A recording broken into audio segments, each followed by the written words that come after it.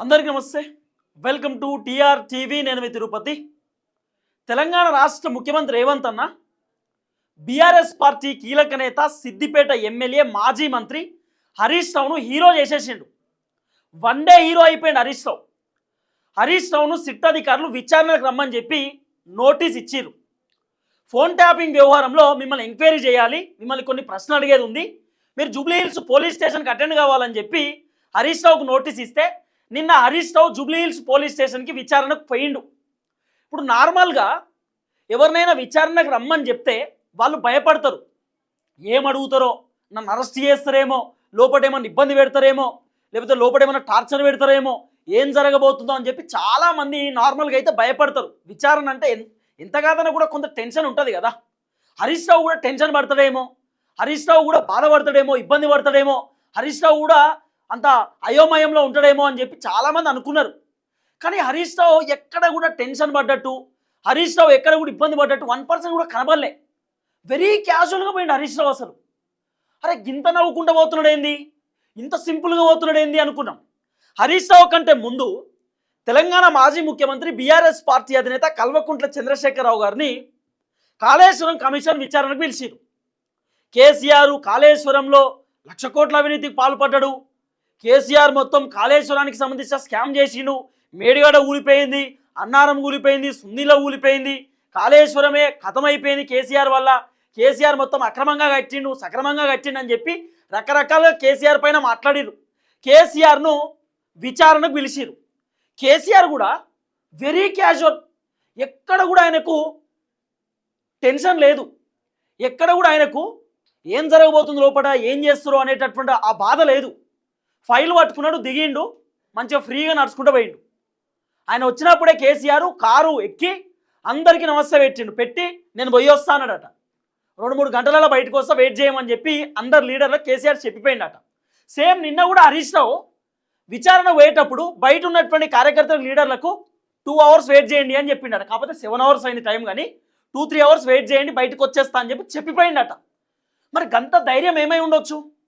నార్మల్గా విచారణ అంటే చాలామంది భయంగా ఉంటారు, టెన్షన్ ఉంటారు. అరే ఏం జరుగుతుంది, ఏం కథ అని చెప్పి కొంతమంది చెమటలు పడతాయి.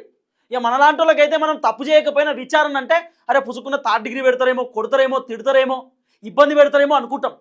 హరీష్ రావు 1% కూడా భయపడలే, 1% ఇబ్బంది వాళ్ళే అని ఎంత క్యాజువల్గా నవ్వుకుండా పోయింది. చూడుర్రి ఆ వీడియో, చూడుర్రి ఎంత క్యాజువల్ నవ్వుకుండా పోయిండు. ఇగో జూబ్లీ హిల్స్ పోలీస్ స్టేషన్ ముందు ఎంత సింపుల్ చూడండి, వెరీ సింపుల్, సింపుల్గా నవ్వు కూడా పోయిండు.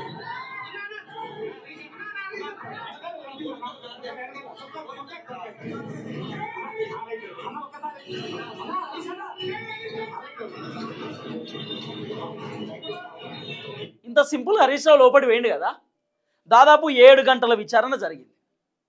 ఆ 7 గంటల విచారణలో 6 పోలీసులు ఉంటారు లోపల, 6 అధికారులు, కీలకమైనటువంటి వ్యక్తులు, సిట్ అధికారులు. హరీష్ రావును 3 గంటలు క్వశ్చన్స్ అడిగితే 1 గంట సేపు బయటికి పోయి ఫోన్ మాట్లాడి వస్తురట.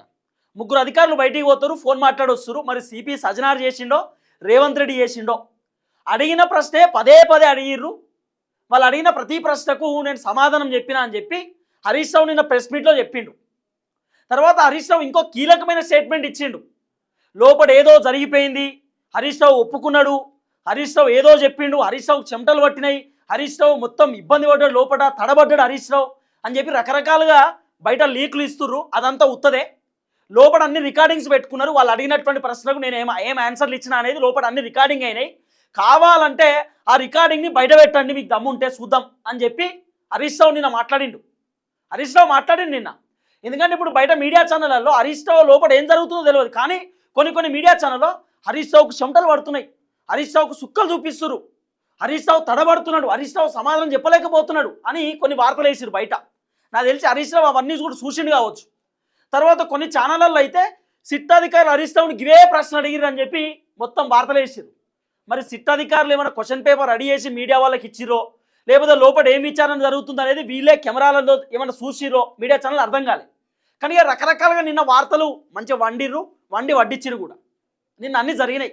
అవన్నిటిపైన హరీష్ రావు నిన్న రెస్పాన్స్ అయ్యిండు. లోపల ఏం జరిగిందో నాకు తెలుసు, లోపల ఏదో జరిగిందని చెప్పి బయట లీకులు ఇస్తారు, నమ్మకండి, ఫుటేజ్లు అన్ని రికార్డు పెట్టిరు, కావాలంటే అది బయట పెట్టండి అని చెప్పి హరీష్ రావు ఓపెన్గా చెప్పిండు. హరీష్ రావుకు ముందు చూపు ఉంటుంది తెలుసు ఆయనకు, లోపల ఒకటి జరిగితే బయట ఒకటి ప్రచారం అవుతుంది అనే సంగతి హరీష్ రావుకు తెలుసు.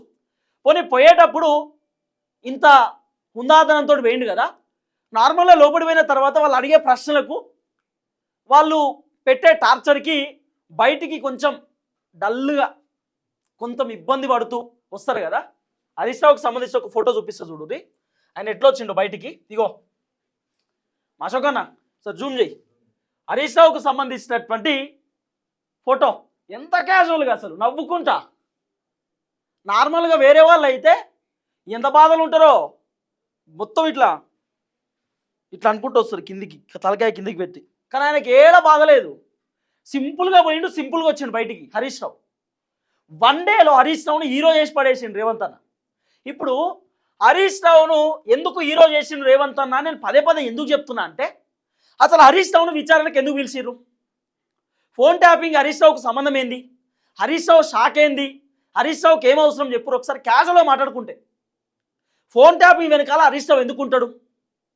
ఇప్పుడు రేవంత్ అన్న హరీష్ రావును హైలైట్ చేయడానికా, లేకపోతే హరీష్ రావు వల్ల మనకు ప్రమాదం ఉందని చెప్పి గమనించా, ఏందో అర్థమైతలేదు. అసలు జరిగినటువంటి కథ ఏందట అంటే, హరీష్ రావు నిన్నగాక మొన్న రేవంత్ రెడ్డి వల్ల బావమరిది గురించి మాట్లాడిండట. ఏదైతే మైనింగ్ కాంట్రాక్ట్లకు సంబంధించినటువంటి మైనింగ్ టెండర్లకు సంబంధించినటువంటి వ్యవహారం పైన హరీష్ రావు మాట్లాడితే, రేవంత్ రెడ్డి వాళ్ళ బావమరిది గురించి హరీష్ రావు మాట్లాడినందుకు హరీష్ రావుకు అదే రోజు రాత్రి 9 గంటలకు వచ్చి నోటీస్ ఇచ్చిపోయారు. అంటే రేవంత్ అన్న నా కుటుంబ సభ్యుల గురించి చెప్తున్నాడు, మా బండారం బయట పెడుతున్నాడు, జనాలకు వాస్తవాలు చెప్తున్నాడు, జనాలకు నిజాలు చెప్తున్నాడు. ఇక హరీష్ రావుని కంట్రోల్ చేయాలి. హరీష్ రావుని కంట్రోల్ చేయాలంటే ఏం చేయాలి? హరీష్ రావుని తీసే కంట్రోల్ కాడు, ఉద్యమ రక్తం, ఉద్యమకారుడు, తర్వాత కల్వకుంట్ల కుటుంబ సభ్యుడు, తెలంగాణ బిడ్డ ఎట్లా కంట్రోల్ అవుతాడు? కాడు కదా. ఆ పౌరుషం అట్లాంటిది, నిజాలు చెప్పాలి, వాస్తవాలు జనాలకు చెప్పాలనేటటువంటి ఆలోచన ఉంటుంది. అట్లా హరీష్ రావు మాట్లాడితే హరీష్ రావు గొంతు నొక్కేయడానికి రకరకాల ప్రయత్నాలు చేసిండు. ఆ ప్రయత్నంలో భాగంగానే హరీష్ రావుకు సిట్టు విచారణ అని చెప్పి నోటీస్ ఇస్తే హరీష్ రావు భయపడతాడు.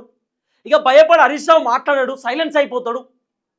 విచారణకు అరే రేవంత్ రెడ్డి నన్ను విచారణ పిలుతుండు, రేవంత్ రెడ్డి నన్ను ఇరికిచ్చేటట్టే ఉన్నాడు, రేవంత్ రెడ్డి నన్ను జైలు పంపుతాడేమో, రేవంత్ రెడ్డి నన్ను అరెస్ట్ చేపిస్తాడేమో, ఇక నేను సైలెన్స్ ఉండాలి, మాట్లాడొద్దని చెప్పి హరీష్ రావు అనుకొని సైలెన్స్ ఉండిపోతాడు హరీష్ రావు.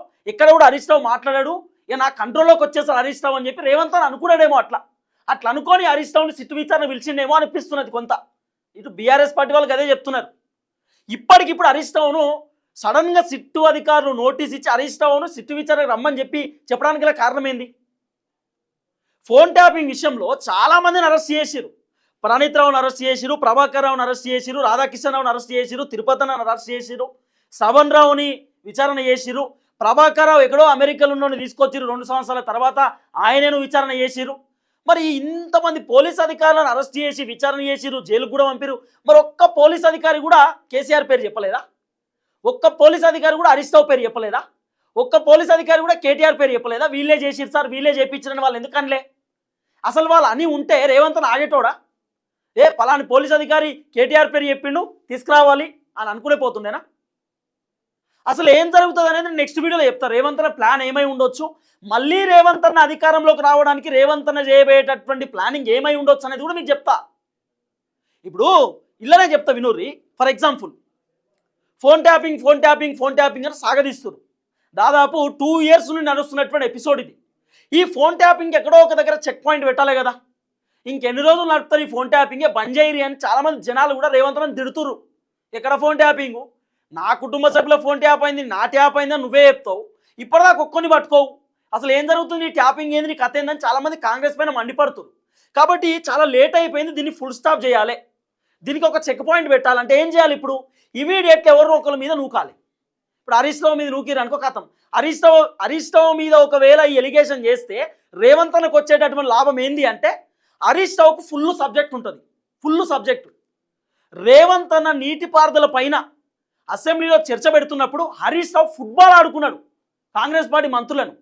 కాంగ్రెస్ పార్టీ మంత్రులు మాట్లాడినటువంటి ప్రతి మాటకు హరీష్ రావు ధీటైనటువంటి సమాధానం చెప్పిండు.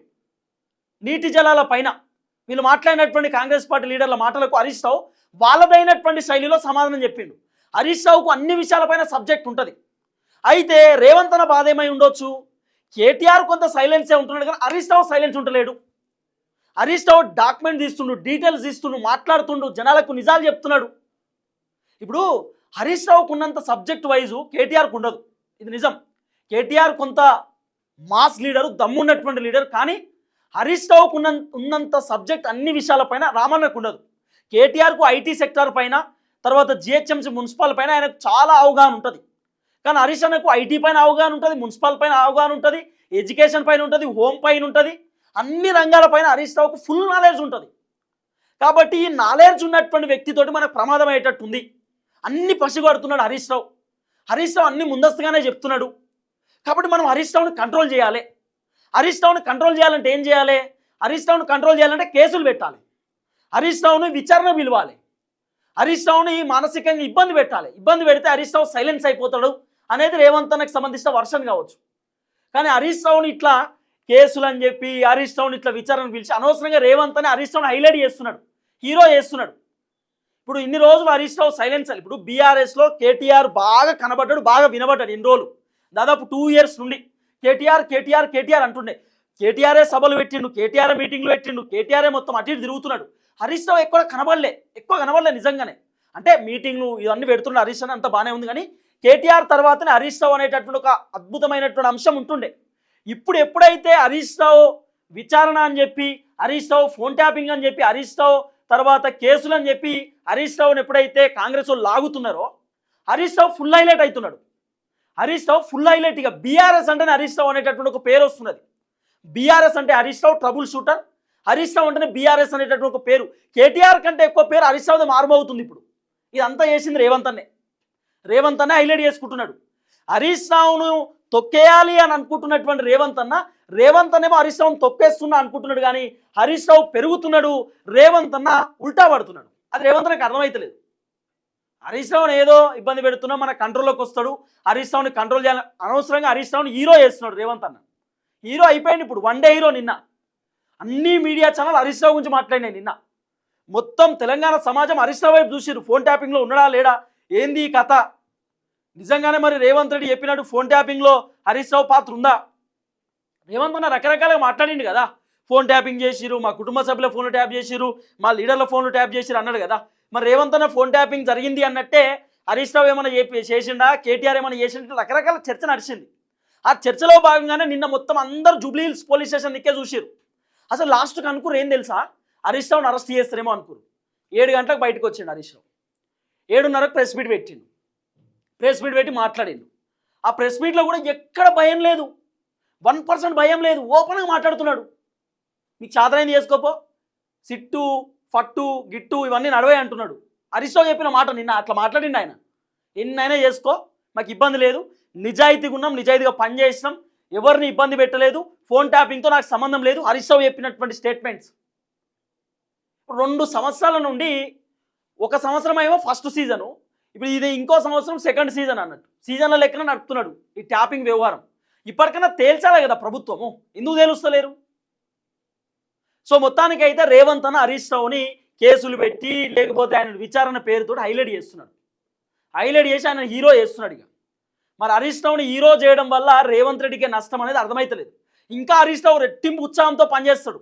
ఇప్పుడు హరీష్ రావు ఏమంటున్నాడు తెలుసా, నిన్న ఈరోజు నాకు సిట్టు నోటీస్ ఇచ్చి విచారణ పిలిచిందంటే కారణం హరీష్ రావు కేవలం రేవంత్ రెడ్డి వాళ్ళ బావుమరిది గురించి మాట్లాడినందుకు, మైనింగ్లో జరిగినటువంటి అవకతవకల గురించి చెప్పినందుకు, అంటే కాంట్రాక్ట్ల విషయంలో, కాంగ్రెస్ ప్రభుత్వం టెండర్ల విషయంలో మైనింగ్ గురించి మాట్లాడినందుకు హరీష్ రావుని తీసుకుపోయి విచారణ చేశారు కదా.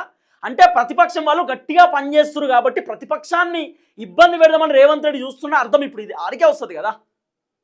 ఇప్పుడు ఒక వ్యక్తి నిజాయితీగా పనిచేస్తున్నాడు, ఆ నిజాయితీగా చేస్తున్నటువంటి పని ఏదైతుందో అవతలోనికి ఇబ్బంది అయినప్పుడు ఆ వ్యక్తిని ఢీకొనడానికి యువతలోడు చూస్తాడు. అట్లనే హరీష్ రావుని చూస్తాడు కనబడ్డది. హరీష్ రావు మొన్న పెట్టినటువంటి ప్రెస్ మీట్ రేవంత్ నాకు అర్థమైంది. అరే ఈయన అదంటుండు ఇదంటుండు, ఇదంతా ఆగమా ఉంది కథ. ఇక మా మైనింగ్ గురించి చెప్తున్నాడు, మా బావమరిది గురించి చెప్తున్నాడు, ఇదేదో పంచాయతీ ఉంది కాబట్టి ఈయనను కంట్రోల్ చేయాలి. ఈయనను కంట్రోల్ చేయాలంటే ఏం చేద్దాం, ఈ ఎట్టి పరిస్థితులలో ఓ నోటీస్ ఇచ్చి మనం పంపించాలా, ఏది సిట్ నోటీసో అదోటి ఇదోటి పంపించి ఆయనను విచారణ పిలిస్తే హరీష్ రావు సైలెన్స్ అయిపోతాడు. ఇప్పుడు ఆయన పని చేస్తున్నాడు అని చెప్పి అదొక గుర్తింపు అన్నట్టు. హరీష్ రావు కాంగ్రెస్ ప్రభుత్వానికి సంబంధించినటువంటి వైఫల్యాలను, కాంగ్రెస్ ప్రభుత్వానికి సంబంధించినటువంటి బండారాన్ని బయట పెడుతున్నాడు కాబట్టి రేవంత్ రెడ్డి తట్టుకోలేక హరీష్ రావును అడ్డుకోవడానికి, హరీష్ రావు గొంతు నొక్కేయడానికి ఆయన చేస్తున్నటువంటి ప్రయత్నం లెక్క హరీష్ రావు భావిస్తున్నాడు. సో చూద్దాం ఏం జరగబోతుందో. మొత్తానికి రేవంత్ అన్న హరీష్ రావుని HERO హీరో చేస్తున్నాడు. అందరికి నమస్తే, థ్యాంక్ యూ సో మచ్. జై తెలంగాణ.